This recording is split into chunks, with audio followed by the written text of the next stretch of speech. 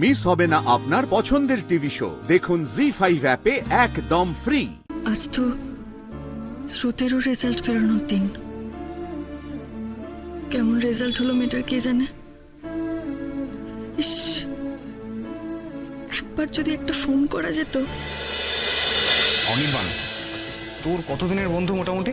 অনেক দিন। একসময় ওরা আর আমরা একই পাড়ায় থাকতাম। কেন রে, ওকে খুব পছন্দ হয়েছে বুঝি? হ্যাঁ, তার সঙ্গে বিয়ের সম্বন্ধ করবি নাকি? কিন্তু ওই যে বললাম না, ওর কিন্তু ডিভোর্সের কেস চলছে। সেটা সেটেল না হওয়া অব্দি কিন্তু কিছু ভাবিস টাবিস না। না না না না, কোনো বিয়ের সম্বন্ধ নম্বন্ধ না, জাস্ট কয়েকটা ইম্পর্টেন্ট কথা আছে অনির্বাণের ব্যাপারে।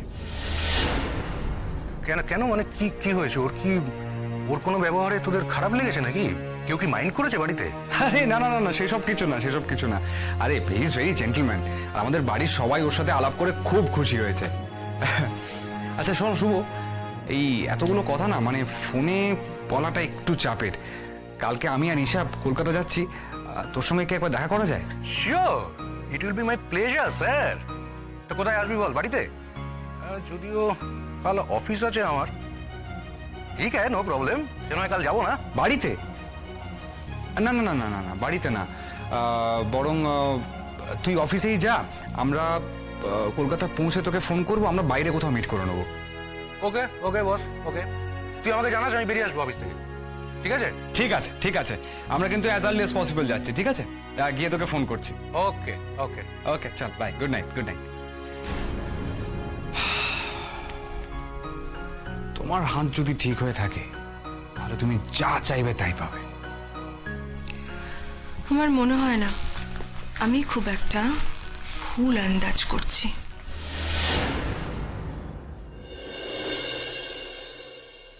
মাই গড, যা বললি তা তো পুরো সিনেমার গল্পের মতো মনে হচ্ছে। একটা মেয়ের অ্যাক্সিডেন্ট হলো, তারপর মেমোরি লস হয়ে এতদিন ধরে তোদের কাছে রয়েছে। আচ্ছা, সেদিন গিয়ে তো দেখলাম না মেয়েটাকে। ও আসলে সকলের সামনে বেরোতে চায় না। স্ট্রেঞ্জ কেন? ওই ধর, মানে তোর যেমন ওকে দেখার একটা কৌতূহল হচ্ছে, দেখা হলে হয়তো তুই একটা অদ্ভুত প্রশ্ন করে বসবি। মানে কি বলতো, ওর সাথে না এটা হয়েছে, মানে আমাদেরই এক আত্মীয় বন্ধু ওকে দু চারটে বেয়ারা প্রশ্ন করে বসেছিল। আসলে কি বলতো, কেউ তো বিশ্বাস করতে চায় না যে হঠাৎ একটা মানুষের স্মৃতিভ্রম হয়েছে। এইসব অস্বস্তি এড়াতে আর কেউ মানুষ নিলে আর বেরোতে চায় না বাড়ি থেকে। হ্যাঁ, আর সে একই কারণে আমরাও ওকে জোর করি না। শুধু শুধু একটা অসুস্থ মেয়েকে বিড়ম্বনা ফেলে কি লাভ বলো? বুঝলাম। তা আমার কাছে কি হেল্প চাস বল?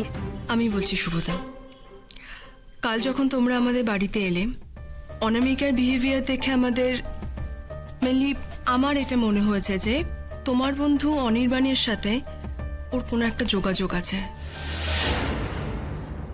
আমার মনে হয় অনির্বাণ দা অনামিকার পূর্ব পরিচিত। কিন্তু অনির্বাণের সঙ্গে তো ওর ওয়াইফের ডিভোর্স কেস চলছে। যদিও আমি তাকে চিনি না বা কখনো ছবিও দেখিনি আগে, কিন্তু তার যে অ্যাক্সিডেন্ট হয়েছে বা সে যে নিখোঁজ, অনির্বাণ তো সেসব কথা বলেনি কখনো। তাহলে এই অনামিকা মেয়েটা কে?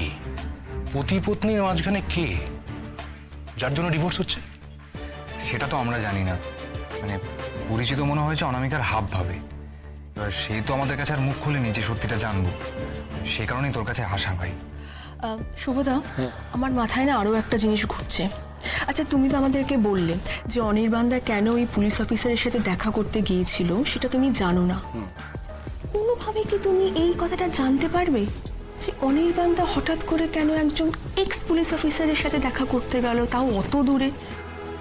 এটা কি হতে পারে যে অনির্বাণদা কারোর খোঁজ খবর নেওয়ার জন্য গিয়েছিল? এই রে, এটা মানে দেখো, একজন পার্সোনালি মামুর সঙ্গে দেখা করে কিছু বলেছে, মামু সেই কথা বলবে না, কিছুতেই বলবে না। মামু এই বিষয়ে ভীষণ স্ট্রিক্ট। আর তাছাড়া অনির্বাণ যখন এই বিষয়ে আগে কিছু বলেনি, এখন তাকে জিজ্ঞাসা করাটা সেটা ঠিক নয় আর কি। ভাই শোন না, তুই মামুকে একটু জিজ্ঞেস কর না, যাতে উনি আসল কারণটা বলেন। আচ্ছা, আমরা তোকে একটা অনামিকার ছবি দিচ্ছি, বরং তুই ওই ছবিটা মামুকে পাঠিয়ে একটু জিজ্ঞেস কর না যে এই মেয়েটির খোঁজ করছে কিনা অনির্বাণ। আচ্ছা ঠিক আছে, দেখি যদি মামু কিছু বলে।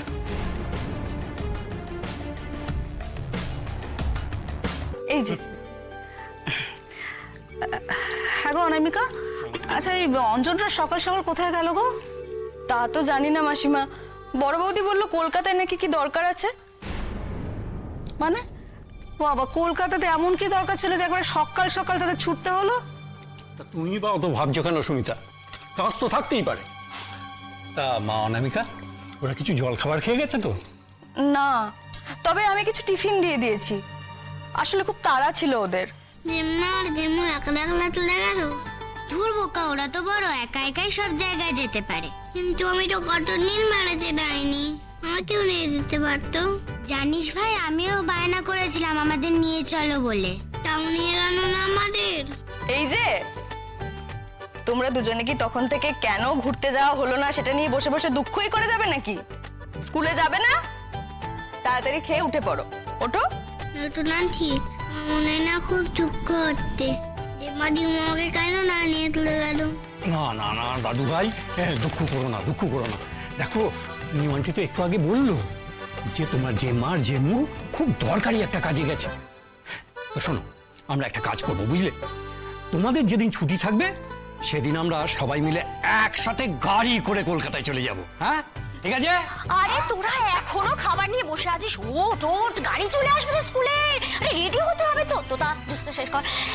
এই অনামিকা, একটু তুমি দেখে নাও এদিকটা, আর বলছি যে বাবা মার যদি কিছু লাগে আমি ওদেরকে নিয়ে গেলাম। ওরে বাবা, আরে তোতা তোতা তোতা।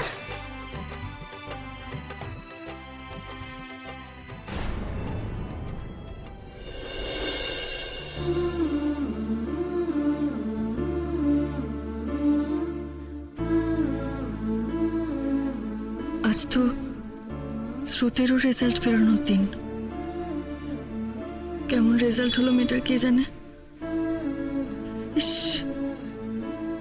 একবার যদি একটা ফোন করা যেত। না, এখান থেকে ফোন করলে কেউ দেখে ফেলবে। কিন্তু বড্ড ছটফট করছে মনটা খবরটা জানার জন্য। বেচারির এত বছরের এত পরিশ্রম, এত ধৈর্য নিষ্ঠা, সে সবের উপযুক্ত ফল পেয়েছে তো ঠাকুর? বাবার স্বপ্ন পূরণ করতে পেরেছে তো আমাদের স্রোত? নাকি আমাকে নিয়ে চিন্তা করে পরীক্ষাটাই? না না, ও ভালো করবে, খুব ভালো করবে। ও পরীক্ষায় ভালো রেজাল্ট ওকে করতেই হবে। ও জানে ওর দিদিভাই কত সাপোর্ট করতো ওকে। আচ্ছা, বাইরে গিয়ে কোনো বুথ থেকে ফোন করলে হয় না? ইচ্ছে করছে স্থান কাল পাত্র সবকিছু ভুলে এক্ষুনি ছুটে চলে যায় স্রোতের কাছে। জি5 ডাউনলোড করুন আর সব এপিসোড দেখুন একদম ফ্রি।